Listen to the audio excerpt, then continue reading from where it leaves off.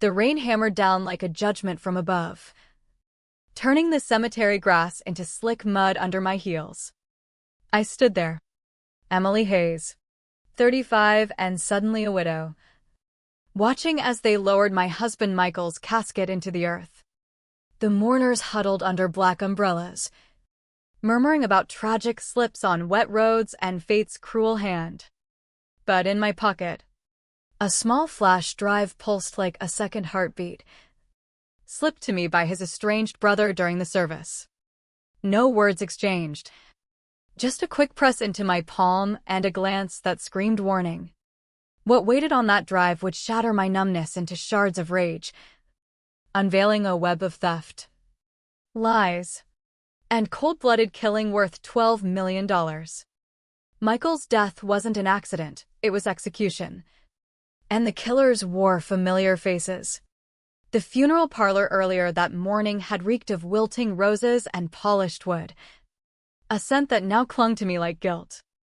Michael's body lay in the open casket, his architect's hands folded neatly, as if he might wake and sketch one more blueprint for the world he dreamed of reshaping.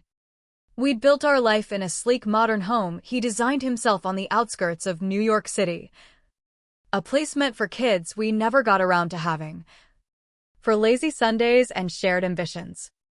At 37, Michael had been the rising star at Sterling Development, crafting eco-friendly urban retreats that promised a greener tomorrow. I remembered his late nights hunched over drafts, his eyes alight with purpose. This Pacific Eco-Village project, he'd say, it's going to change lives, affordable homes that don't cost the planet. Now he was gone. Victim of a skid on a rainy highway, the police report claimed. Brakes failed on a sharp curve. No foul play. Case closed. Victoria Hayes, my mother-in-law, stood beside me like a statue carved from ice, her designer black coat impeccable, her grip on my arm more possessive than comforting. Such a senseless loss.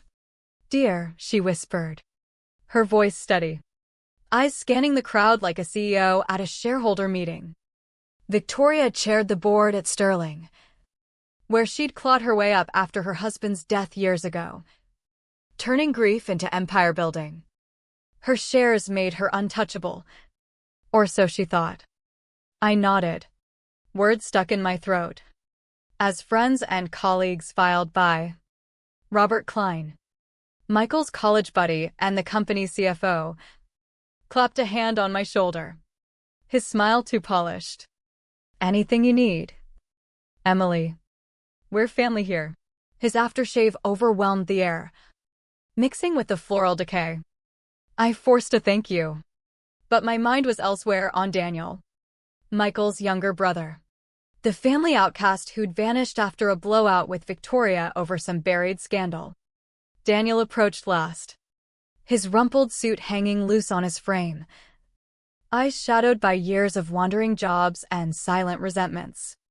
He hadn't spoken to the family in ages, but there he was, grasping my hand in what looked like sympathy.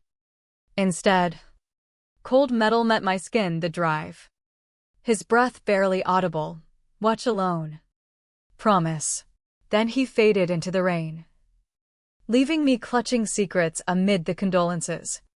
Back home that evening, the house echoed with emptiness, Michael's drafting table still scattered with pencils, his coffee mug half full from that fateful morning.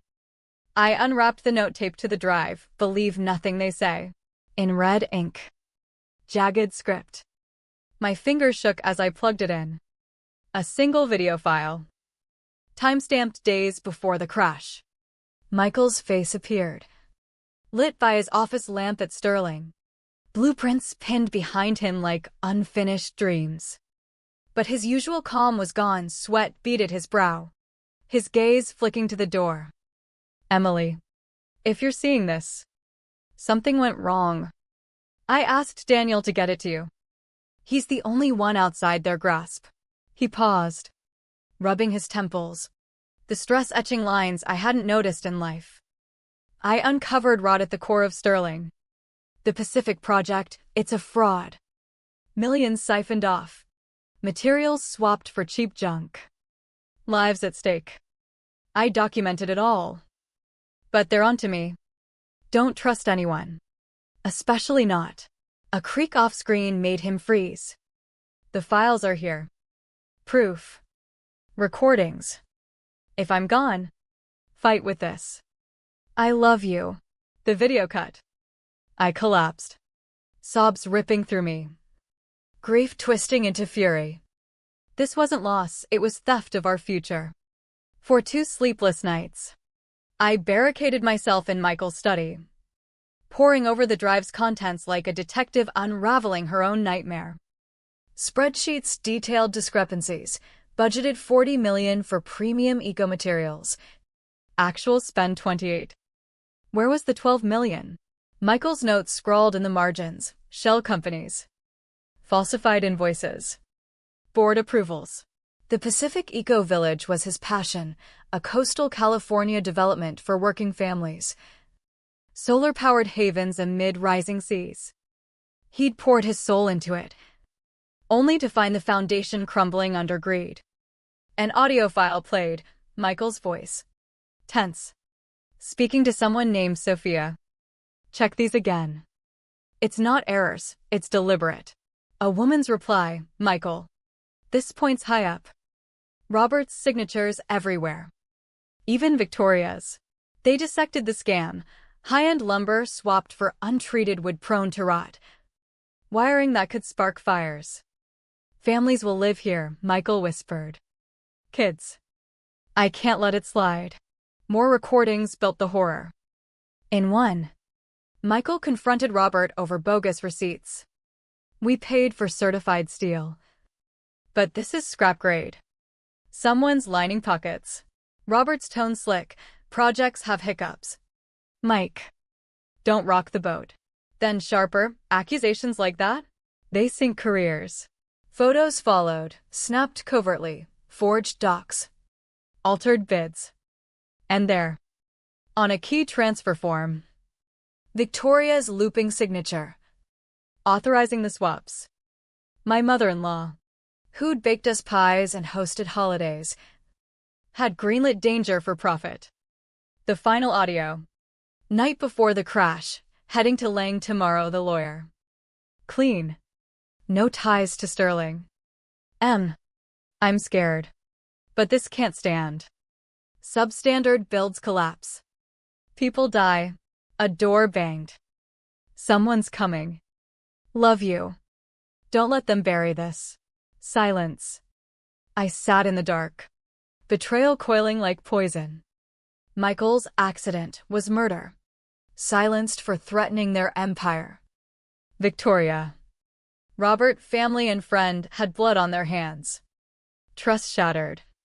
I vowed silence until I could strike. Isolation gnawed at me. Paranoia whispering that every shadow hid watchers. Who else knew? I couldn't call the cops yet, evidence felt thin. Easy to dismiss as a widow's delusion. Instead, I sought Sophia Ramirez, the analyst from the recordings. Her online profile showed she'd left Sterling abruptly post-funeral. Now, open to opportunities. I messaged vaguely, Michael's wife. Pacific Project Truths. Meet? She replied fast, Harbor Diner. Long Beach. Noon. Solo. The diner smelled of fried fish and ocean salt. A neutral ground far from New York's glare. Sophia. Mid-40s with weary eyes. Sized me up from a booth. You have his fire, she said. Stubborn when it matters. Over coffee. She confirmed the nightmare. Michael flagged it 5 weeks back. I thought rounding errors. But no systematic theft. 12 million proven. Likely more. Cheap imports instead of safe specs. Robert orchestrated. Victoria signed off. She slid me a thumb drive of her own backups. Reports showed concrete that cracked under stress. Insulation that bred mold. 800 units for middle-class folks chasing the dream. Michael was gutted when he saw Victoria's name. Kept saying family first, but denial fades. Why kill him? He said a board meeting. Robert knew, Victoria chaired. They fired me days after the funeral, downsizing. Covering tracks. Her voice trembled. You're next if you dig. I thought of Victoria's composed facade at the burial. Robert's false comfort. Betrayal burned deeper than grief, fueling a cold resolve. Help me end them, I said. She nodded, handing a card. Forensic guy. Alex Torres. He'll make the numbers sing in court. Alone again. I felt the weight of choices, hide and live hollow, or risk everything for vengeance. Michael's ghost urged the latter. Daniel became my anchor in the storm. I called him that night. Voice cracking. Your brother's files. It's murder. Silence. Then, meet at the lodge. Upstate. Tell no one. The old family lodge nestled in Adirondack Pines. A rustic escape Michael had renovated for peace. Daniel waited by a crackling fire, his face etched with old wounds. Victoria's always chased power, he began. After Dad's stroke, Sterling bought his firm cheap.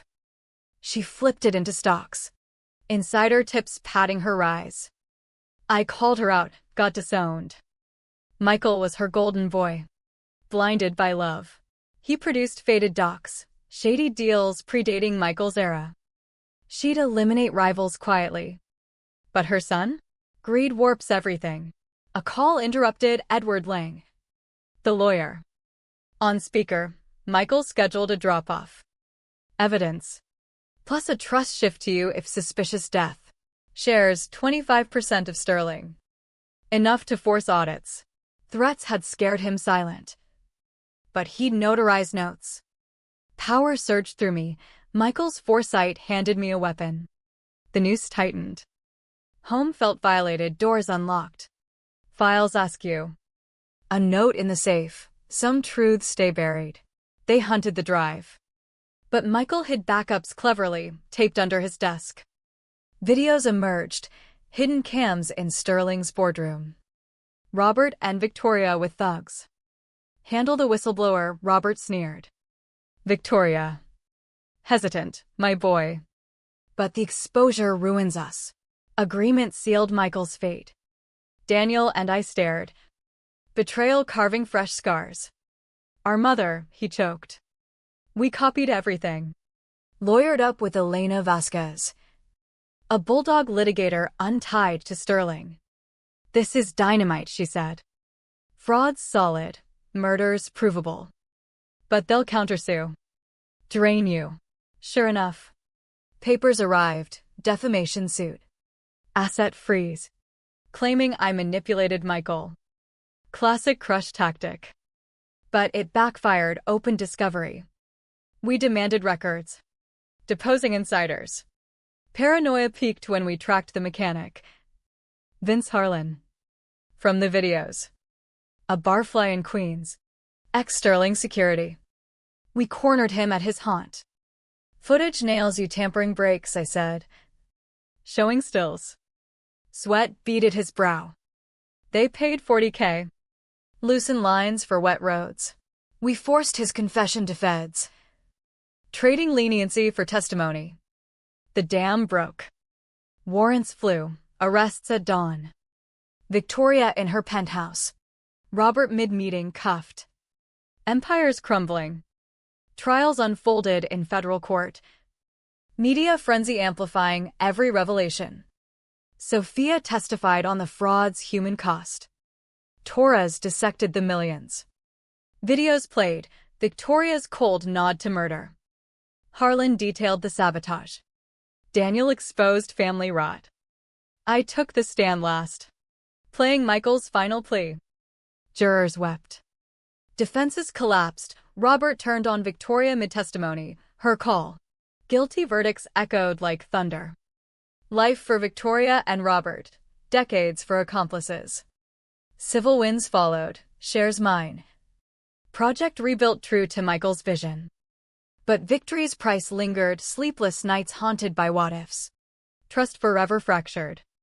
At the rededication, I stood amid new foundations. Michael died for integrity. We build in his name. Yet in quiet moments, at his grave, I whispered regrets, the family shattered, the innocence lost. Vengeance healed nothing, only scarred deeper. Still, his truth endured, a legacy forged in pain's fire.